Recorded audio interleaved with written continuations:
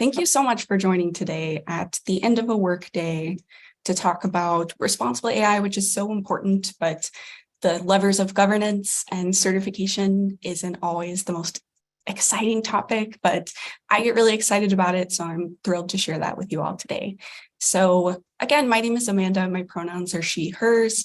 I am a Research and Policy Analyst at the Responsible AI Institute, a nonprofit dedicated to the promotion of AI that is responsible, trustworthy, and fair, and the oversight of those systems. Our work is incredibly important in this moment. Lots of people are talking about AI, from celebrities to businesses to even the Pope yesterday I saw put out a call for ethical and responsible AI. So it is top of mind for a lot of people as technologies like ChatGPT, large language models, generative AI are dominating headlines. And specifically today, we're going to focus on why we need responsible AI, but also why certification of AI systems or product certification is such an important tool that will continue to be important in the growing market. So let's go ahead and dive in. And just to share a little bit about myself, Susie covered a great background for me, but the reason why I come to this work and care so much about this work is I originally got my start back in 2016, starting a criminal justice nonprofit. I saw first and second hand how bail was set using recommendations for algorithms. And when even just a night in jail can be so disruptive to a person's life, they can lose housing, they can lose their children. And then algorithms are also used at the end of the criminal justice system with prison and parole recommendations. So the stakes are high, as we know, but that's why I realized I just got so jazzed and fired up thinking about algorithmic justice. And this work really builds on years and years of work of people calling for an ethical or responsible approach to AI. Particularly marginalized people. So that's the context which we come into this today. And I'm calling in from Austin, Texas in the US on the land of the ancestral Tonkawa people who are still here today. And so I just want to set that as the acknowledgement of the context that we're building on. And I'd love to know where you're calling in from, what brought you to the talk today. So if folks want to just take a moment, it's not necessarily a question, but if you want to put it in the Q&A box, I'd love to know who you are, what you're passionate about, and maybe where you're calling from. So we're going to dive right into it. We'll talk a little bit about the problem setting, the need for responsible AI, the different harms that can occur, the solutions or the levers of AI governance that works through hard and soft law mechanisms, which we'll talk about later, provide incentives for responsible use of AI. And last, we'll bring it home with why certifying AI systems is so important and how you can get involved. So as I said, I am here from the Responsible AI Institute. We are a nonprofit organization. We are based in Austin, Texas, but we also have folks in Canada. We have an office in the UK, and hopefully we're planning to expand more. But the power of our positionality in the ecosystem is that we are an independent, not-for-profit that is able to act as the connective tissue between regulators, between industry, between academia. And our community, thankfully, is so rich and has so much expertise across different use cases. And we build on that to build our framework. And what I'm excited to talk about today is that we have built what we think is, to our knowledge, the world's first of its kind product certification that's under review by an accreditation body. And I'm just really excited to talk about how that certification symbol of trust is something that benefits businesses and consumers alike. So we are in good company, thankfully. Many of you here today are here because you're passionate about responsible AI, whether it's at your business or you have experience with researching. We work with leaders big and small, from smaller startups to big names like Amazon and IBM, and we support each other. We support these businesses on the path to maturity when it comes to responsible AI. And we are really lucky that we can work with government partners, academia, to have the positionality that we do. And when we talk about AI and we talk about responsible AI, the core of responsible AI is about trust and building trust. So it's important to work together to build off of a good foundation. So what do I mean when I say responsible AI? We referred to this definition by the World Economic Forum. I would highlight the words fairly impacts and trust. Really, it's all about trust and building a well-earned trust in an AI system. And that's the heart of our work. When I talk about AI, there are a million different things that could come to mind. There's chatbots and ChatGPT, like I said earlier. But we usually reference the OECD's definition of AI, which refers to machine-based systems that, given a set of human objectives, make recommendations, help make decisions, help automate. So that's what I'm talking about when we say AI. It's used in every industry in a variety of ways. But we're happy to join hands with the World Economic Forum, with their Global AI Action Alliance, with a lot of partners in figuring out from the principles that we know of AI should do this, this, and this, what does it actually look like in practice? And this comes from the belief that AI is really exciting. It can do, today we're going to talk a lot about risks and risk mitigation, but it goes hand in hand with our discussion about how powerful and exciting it is. Today, one of our partners that was on the previous slide, Skinopathy, they have technology where you can have a lesion on your skin that you want to get more information about. It's a serious health concern. You can use your smartphone to scan that and get more information powered by AI about the condition, and then be connected with the human care that you need. Or for example, there's technology that helps automate the loan process when you go to a bank and people are requesting more money. It can save them months and months of time. But it's really important to take a critical look at the kind of data that's being fed, so that we can, as it says here, engender trust and scale AI with confidence. So here are some of the headlines that we see, and many of us here today will have had positive and negative experiences with AI. It's something that's kind of ubiquitous throughout our society, across industries, from the police using facial recognition technology to home ownership, which is really critical as the way that people access a safe place to live. We're finding that people of color, particularly Black people, can be left out of automated decisions on home ownership. Amazon published a review of their hiring tool, and it found that it was consistently discriminating against women, and that was from data that was baked in. For example, like words like women's colleges, or other data like that, proxy data for gender, it was discriminated against, ranked lower than their male counterparts.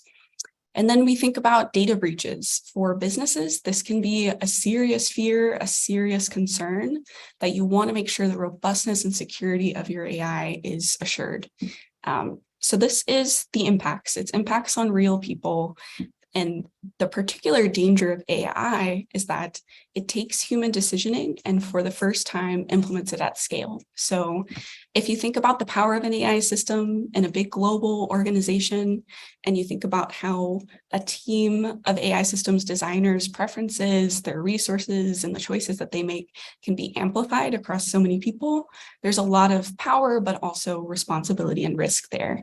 And if you think about it, it's a very human problem to solve. Of if you think about the last time that you made a mistake at work, and if that problem were scaled hundreds and millions of ways across an organization, it's something that we've never addressed before, but I think it's really critical to our progress in tackling global challenges that we think about this, so that we can harness the full power of AI. Because it has risks, it can be really hard to understand the output of AI, and it can help promote power disparities. So how do these issues arise? In the Responsible AI Institute and the work that I do with my colleagues, we think of harm in these three buckets. Harm identification or mapping or impact assessment is a key part of what we do. And we think of it in these three terms of unintended harm, where a system behaves in ways that the designers don't mean it to. For example, in the medical fields, if an algorithm, if a model recommends that a patient be released and they are released, but they go home and something horrible happens, their situation complicates, their health is worsened, even death, that is an extremely grave unintended consequence of the AI system. It's something that no designer ever meant to happen, but it can be baked into the data and the design of the system. Then you have intentional harms. So if you think back to ChatGPT, if a malicious user hacks the code of ChatGPT, or if there are data breaches, or if adversarial attacks can penetrate the chatbot, they can get access to data that users didn't expect would be susceptible to hacking or something else like that. So that's the intentional malicious use. There could be the little less malicious use of trade-offs or risk-taking. So we always think of the example of self-driving cars in an accident situation. What is a car meant to do if there's a child and a middle-aged adult or an older woman? Which way does the self-driving car go, and how does it make that decision? So that's the intentional aspects of harm. And then there are the systemic elements of harm, where an AI system can shape its broader environment. It can also be impacted by historical bias. For example, with the automated loan example that I gave before, for example, in the US, Black people have historically been barred from access to financial lending, from building intergenerational wealth.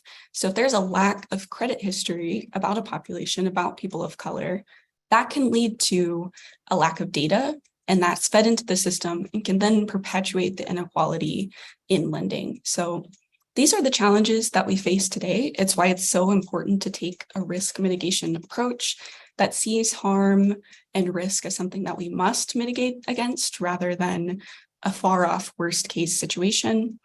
And particularly because there are so many biases that can affect marginalized people, people of color, minorities.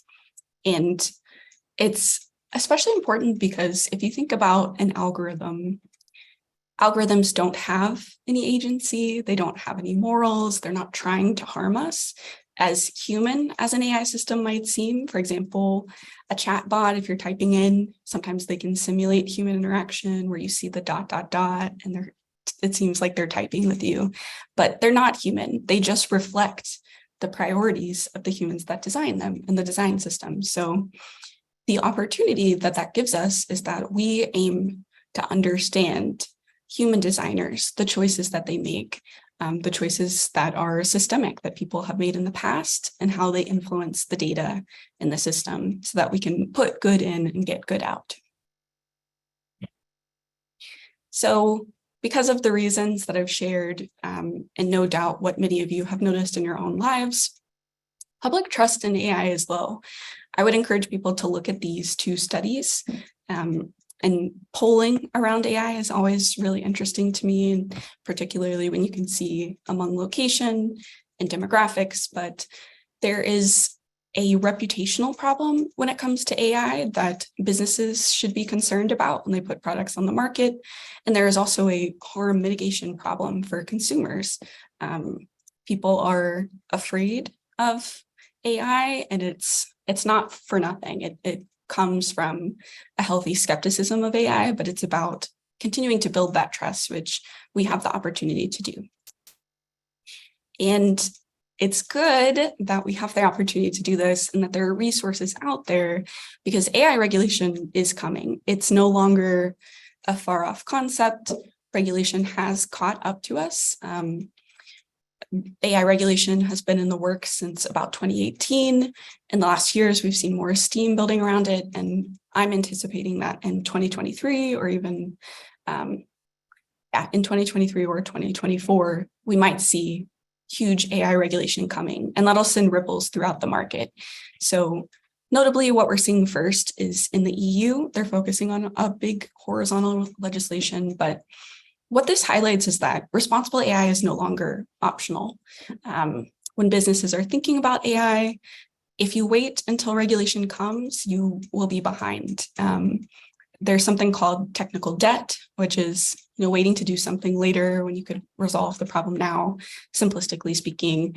And there was a study that fixing a bug in the design phase, as opposed to later on in the testing phase, could save 15 times. It costs 15 times more to wait until later in the testing phase, before fixing the problem. So there's a technical debt issue, there's a cost of time and resources, there's a market advantage and claiming competitive advantage issue. We also believe that it's about harnessing the full power of AI is only possible through responsible AI. But again, the kind of carrot and stick approach of positive and negative incentives, AI regulation is coming. So next, let's talk a little bit more about that.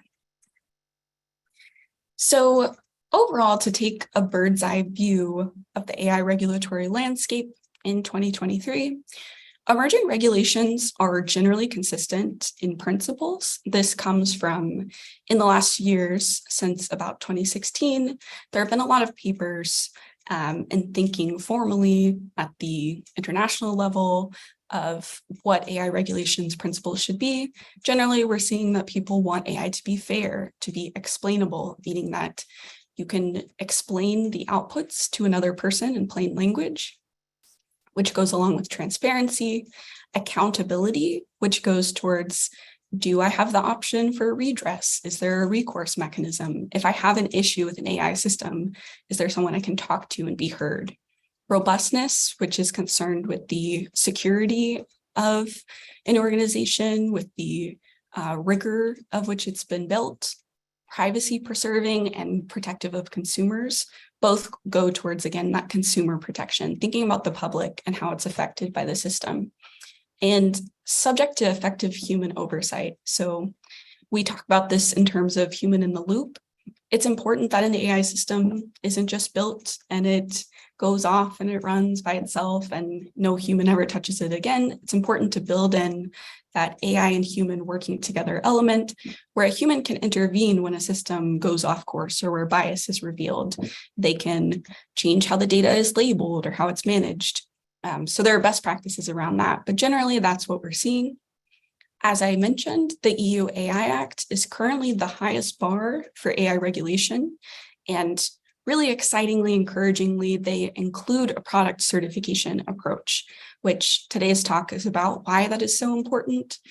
But the key takeaway here is that the EU AI Act requires that businesses show through an independent assessment, and it's a proposal, so we'll see how it changes, but they require that businesses show that their AI systems meet a certain bar and that it can be assessed and audited to show that bar. And generally, we're seeing a risk-based approach being the approach taken by lots of different countries. In discussion, it's about AI systems have a huge disparity in risk, but also in just what they do, from a chatbot to a health screening to generative AI art. These are all extremely different, and it really depends on the use case. So we're happy to be seeing regulation thinking through the different risks and mitigation measures. So in this next section, I'm going to talk through 5 different countries and their approach to AI regulation. Most countries are talking about AI, putting out something about AI. Generally, we're seeing first like positional papers and frameworks and articulation of principles. And then there comes the standards and regulation that really adds the teeth to it. But first and foremost, the EU AI Act is the one to watch. It is a cross-sectoral approach, so it's a horizontal regulation that affects all AI systems that touch the EU. So if you are in the EU and have an AI system, or if you're outside of the EU and you sell an AI system that touches the EU, this regulation would apply to you. So a huge, huge scale. It offers different requirements for different risks of systems. So from a prohibited risky system, prohibitively risky. So that includes AI systems like biometric data that would be barred under this act, all the way to lower risk systems or high risk systems that have the highest threshold of requirements. That includes demonstrating compliance via conformity assessments. Conformity assessments we'll talk more about later, but in a nutshell, a conformity assessment tests if your AI system meets the qualifications to be demonstrably compliant with a law such as the EU AI Act. And this table shows the region, its general approach at a high level, and the penalties, because the penalties is key to enforcement. This is the stick mechanism. This is how we'll see if it's actually enforced. And we are seeing serious penalties on the table. So up to 6% of a business's global gross revenue based on the year prior to the violation, or up to 30 million euros.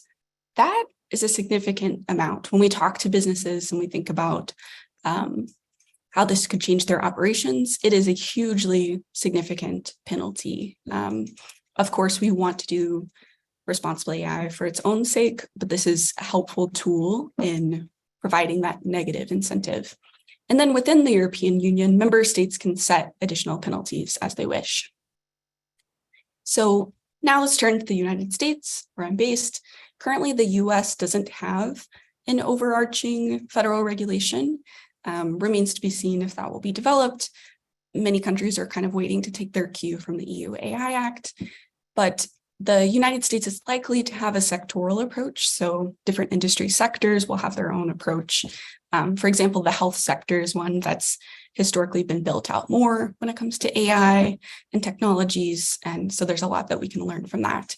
But with laws happening at the local and state level, we're seeing, for example, with automated employment, there's a law on the table to come into effect this spring that would regulate automated employment decisioning tools. So think about the last time that you applied for a job. If you've applied for a job where there is video tools that interview you, or if there's some kind of activity that you have to do or a game that you do that's used for the purpose of your hiring, that could be subject to different requirements, including the requirement for an audit or conformity assessment.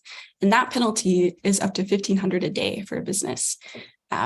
This is a really active policy sphere, so it's exciting to watch, and we'll see how that plays out. But at the broader level of the United States, the Biden administration has articulated principles, an AI Bill of Rights with some principles and what their application might look like. Hand in hand with that is data protection law. The United States has on the table an American Data Protection Act, which you can learn more about, but that is currently the state of the union in the United States. And Canada is really interesting and has shown leadership in the AI space and is currently considering an AI and Data Act, which is part of Bill C-27. The emphasis is on fairness and explainability. It shares the EU AI Act's proposed approach of analyzing with a percentage of global revenues. What's on the table is 5% when it comes to Canada. And they're even considering criminal punishment when an individual or a group is shown to be harmed by an AI system. So lots of interesting stuff here that we're seeing. These are kind of our main focus areas since there is so much momentum. The UK also has some interesting positions out on responsible AI. They don't have an act that formally has teeth yet, but there was an update just this week, I believe 3 days ago. They put out a long-awaited paper on their excuse me, had an alarm to take out the trash. They have a pro-innovation approach towards responsible AI. They put out a policy paper to that effect, and it's generally consistent with other principles that we're seeing. Again, there's sort of a convergence around explainable AI that's safe and protects consumers.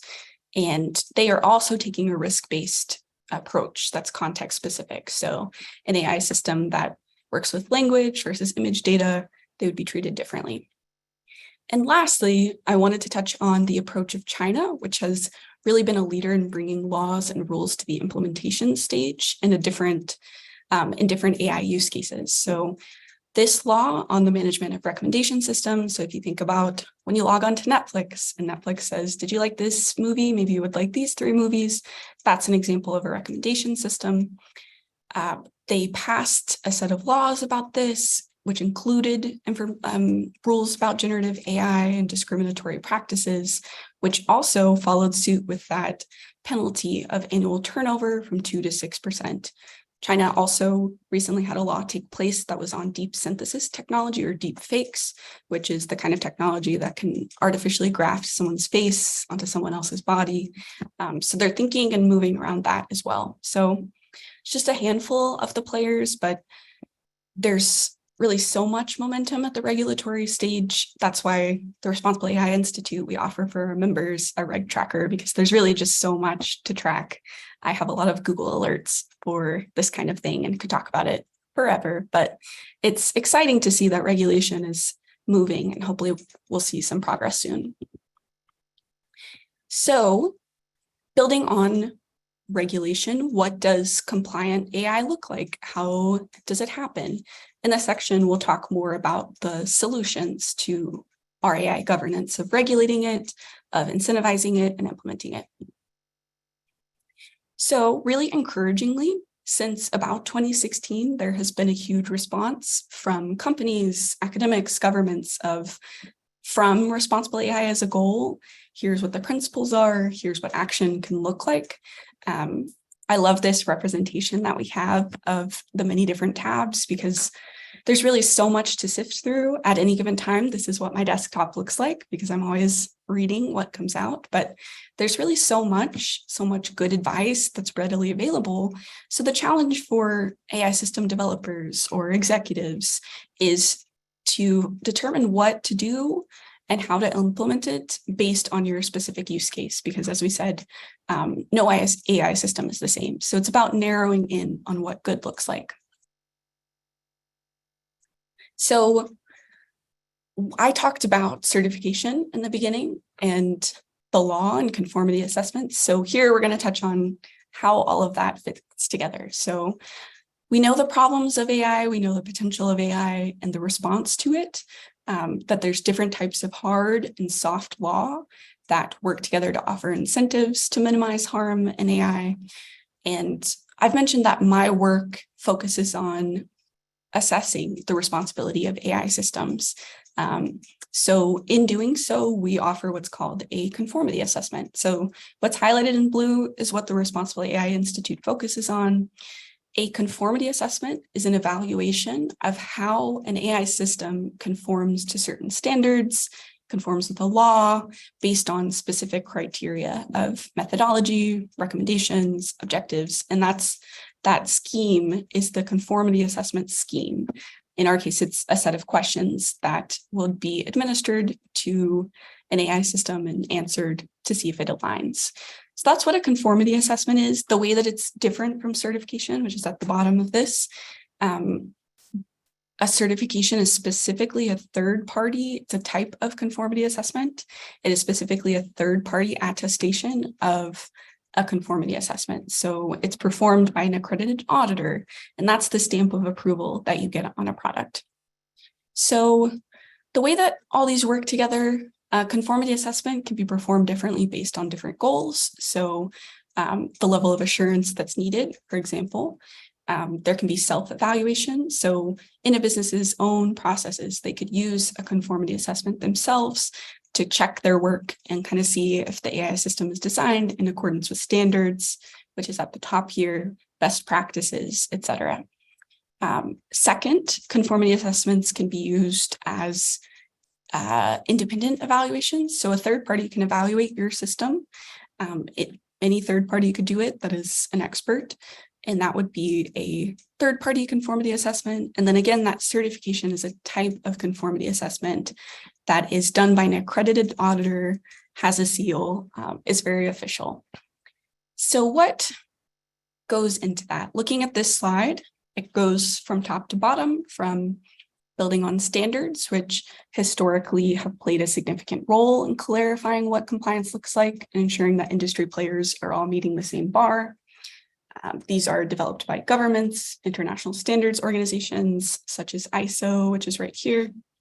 And again, this is just a high-level overview, a smattering of the organizations mentioned. It's not comprehensive by any means, but it's just to give you an idea of what we're talking about. So At present, the standards landscape has over 100 different standards that serve different purposes, developed by organizations like ISO, IEC, NIST, SCC, etc. As we go through the regulatory climate, as more momentum builds around this, AI standards will certainly continue to evolve and kind of become a suite of comprehensive standards that businesses can rely on. But currently, it's a big landscape to navigate through. And that kind of follows the path of narrowing in of other standards like IT standards, cybersecurity, how we've seen that evolve in other fields. So from the point of standards, identifying best practices from organizations like OECD or UNESCO, a conformity scheme can be developed. Our logo is there because that is something that we're really proud to have put in years of work of doing, of understanding what goes into a responsible AI system and how you can assess it. From there, you have the accreditation process of verifying it by an accredited national body, testing and evaluating that conformity assessment scheme, providing it through an audit, and then ultimately the journey to certification, where a business gets to show off their work to have that physical third-party attestation. So the work that the Responsible AI Institute does is supporting businesses on that path to that goal North Star of certification. So you could think about it in terms of if your business is up to code, or if your restaurant is up to code, if it gets that stamp of approval. We do that at the product level for individual AI systems. So again, honing in on why AI system certification matters so much, why this specific tool is so important. It's shown to have worked in other industries, such as information technology industries, privacy industries, and recent research has suggested that certification programs can be a very useful complement to AI law and regulation. So let's dive deeper into why these attestations matter and why assessments of responsible AI, particularly by an independent body, matter so much. So what is a product certification? If you take a step back, once you maybe after this talk, if you know what a product certification is, you kind of start to see it in your everyday life. I am extremely nerdy and have a photo on my phone, a folder on my phone of different certifications in action. You'll really start to see them everywhere. But this is an example of coffee has a fair trade certification. So that certification shows that the people who farmed the coffee were paid a fair wage, that they did so in a way that is environmentally sound. So you can see on the picture on the right here, that fair trade certification in action. Another example, the dolphin safe certification for tuna. So that shows that the tuna was collected in a way that follows laws, regulations, standards about not unintentionally killing dolphins, which is really important for our environment. And lastly, the LEED certification is a certification of buildings that shows that they went through a process and upheld a green standard for the building design, construction. So that's a few examples of product certification. I would love if people would continue to see these in your everyday life. Feel free to tag us on social media. But the way that someone gets a product certification is they pass a process of evaluation by a third party, by an accredited third party, and they meet the standards for safety, quality, and performance. So when you are a consumer and you see this coffee in an aisle, you know that you can purchase that and feel good about it, that it aligns with your values, that you can trust it. And the same goes for procurement in organizations that buy a product. You can know and compare it to other systems that do or don't have that certification. And we know this based on precedent that it works, that it helps provide market pressure for the kind of goals that we want to see. And AI product certification similarly can supplement legislation, can work along with hard law in setting a bar while also addressing the complexity of risk mitigation of AI systems.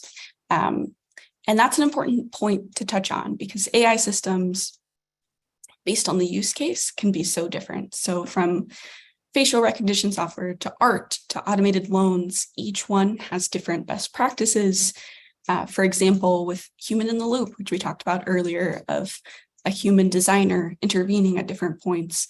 There's times where that's good and that this is a way to do it. And then there's times where it needs to be carefully considered. And so all of these complexities, that product certification should be calibrated to and sensitive of, and based again on really expertise of people who are working in this. So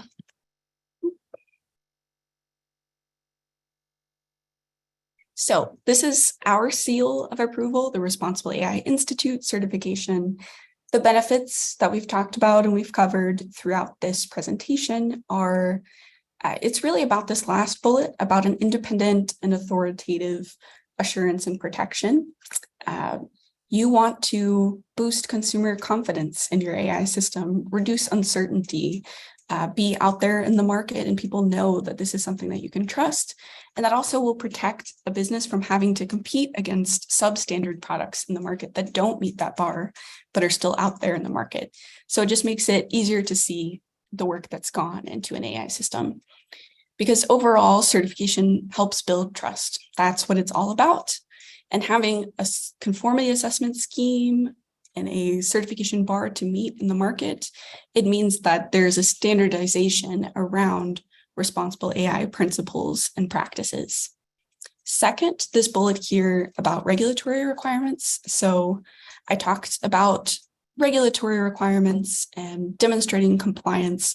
Increasingly, we're seeing, such as in the EU AI Act, a requirement to do audits, to do conformity assessments. So by getting ahead on that and doing that now, or starting the process of building towards that certification, that just helps demonstrate early compliance that saves from compliance costs, which can cost a business millions of dollars. But yeah, it's really all about that symbol of trust, mark of confidence, seal of approval. And it's present in a variety of use cases. So in an automated lending case, financial institutions can signal that their AI systems are reliable, that they're fair, that they're auditable, and they can be explained in plain language to loan applicants, which is really critical as it can be difficult to enable access in that world of financial success. So that is an important goal to protect marginalized people and consumers.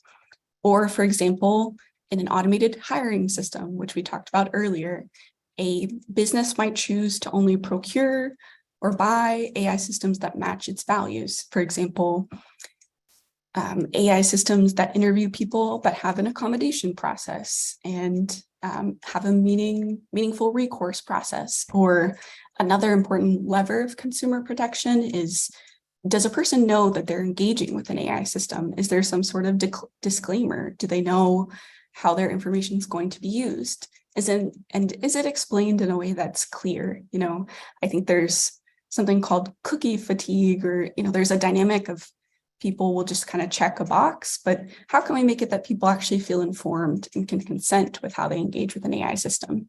So certification takes those best practices, puts them into a set of questions or a bar that a product needs to meet, and they establish it within the market.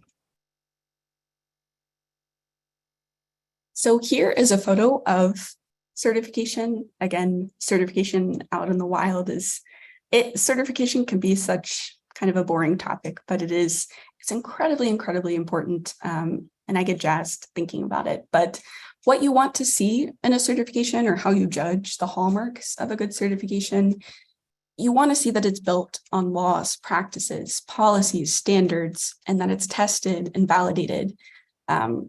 You want to see that stakeholders have been meaningfully engaged. So community members or people who have actually been impacted by an AI system, subject matter experts who have studied an AI system or have worked with AI systems and have seen their applications across different use cases. Accreditation is a really important part of certification. So that is kind of like certifying the certifiers, of doing a check that this AI system, this certification conformity assessment scheme is meaningful, that it's valid, that it can be backed up with receipts. So that's an important element.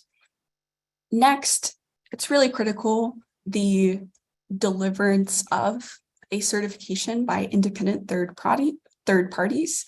So it avoids the problem of someone grading their own paper or giving themselves an A+ and a high five and a pat on the back. You want an independent party that doesn't have skin in the game to look at the system, to look at the, what has gone into it and to evaluate it against certain standards. And lastly, it should go hand in hand with regulatory approaches. That's how we build trust, is by using a combination of levers, of incentives. And yeah, that's what we're really looking to see in upcoming regulation. And it's encouraging that we are seeing that. I'm going to take a little sip of water. And lastly, I'm really excited to talk about the Responsible AI Institute's leading certification. So here we'll talk about what certification looks like in practice, about my work in helping build our first of its kind certification.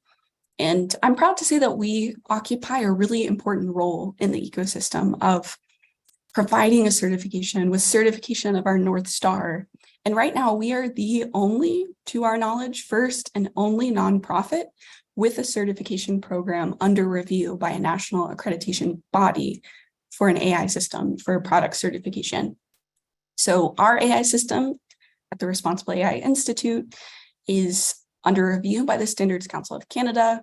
We also have a harmonized review with the US and the UK, and it provides the opportunity for organizations, for businesses to say, especially in the coming regulation climate, yes, we have done the work. Our AI system is certified. You can trust it based on this independent body's voice, this expert voice. And it also pressures the market to follow, and it allows consumers in the market to say, yes, I know that I can trust that system. Or again, if I'm applying for a job and I know that AI is being used, that weighs and factors into the decision of whether or not I'm hired, I want to know that how that's being determined. If there's something that I can do about it, if there's someone that I can talk to, if there's a problem with the AI system, will they take it offline or will they just continue to move? These are all important aspects of recourse and accountability and trust. So our certification program is an independently delivered audit that demonstrates alignment with the requirements of our conformity assessment, and it looks at the specifics of what does your system actually do? What region do you operate? What industry? And then, we have a set of questions about, do you meet these different bars? And if not, how can we get you there? So this is an important slide to kind of pause on. This is how we built our conformity assessment. Again, it goes back to years and years of work that have gone into this. The foundation has been, the OECD, the Organization for Economic Cooperation and Development, has really been instrumental in how we've developed our certification or conformity assessment. We rely on their definitions. A lot of these principles or definitions come from them, which came from years of work of people aggregating standards. But we also rely on IEEE, BSI, and other foundations.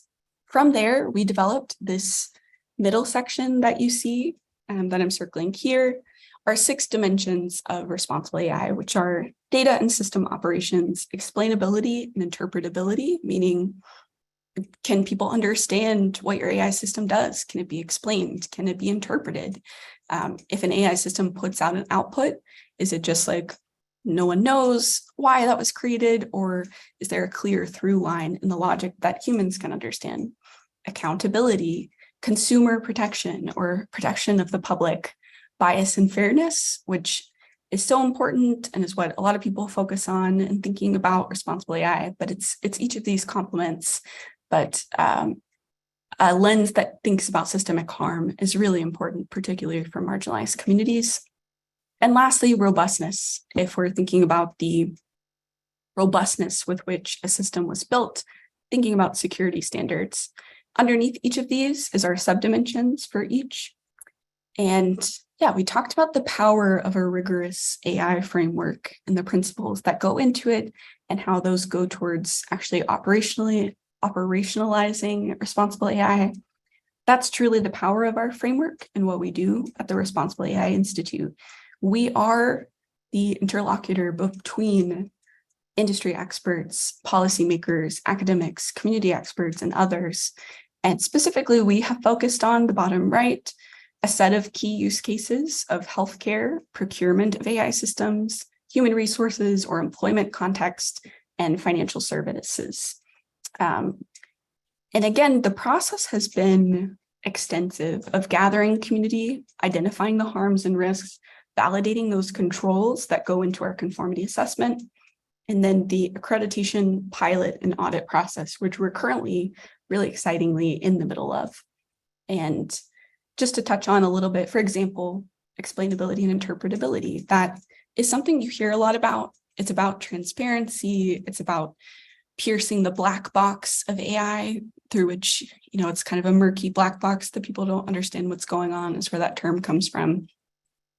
That is a principle that is repeated in a number of different documents and guidances, from IEEE to UNESCO, to the Montreal Declaration for Responsible AI, to the EU Guidelines for Ethical AI. The United States just released its version of the NIST AI Risk Management Framework, which also touches on this. So we found that there is kind of a narrowing in on these principles and are reflected across legislation as well. So on the right, you see here a representation of what our certification looks like.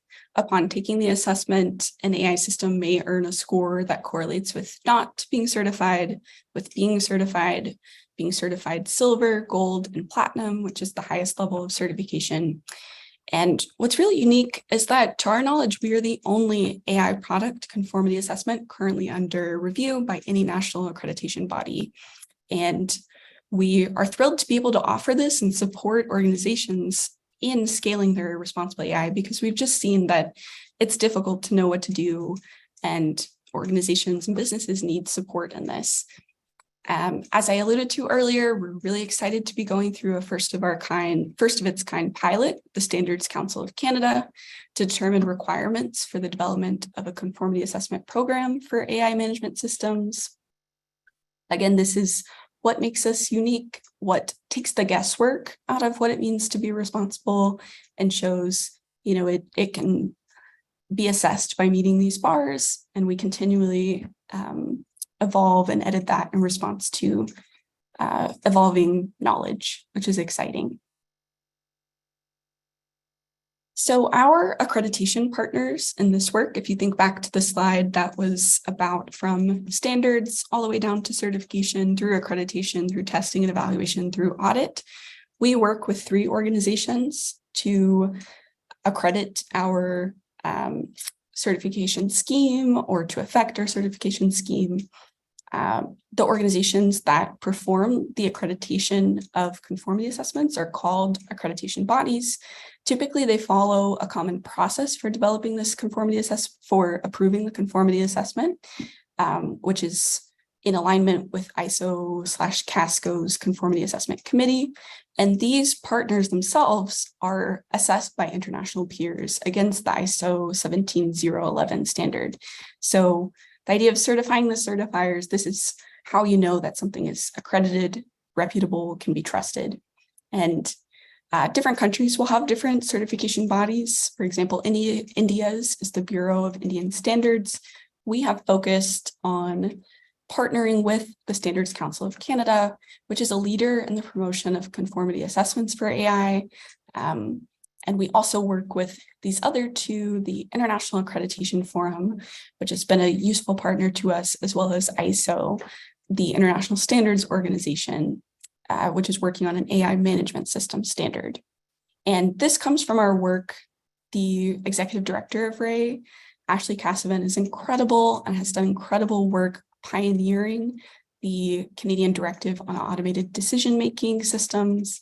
That's kind of become the standard in Canada and elsewhere.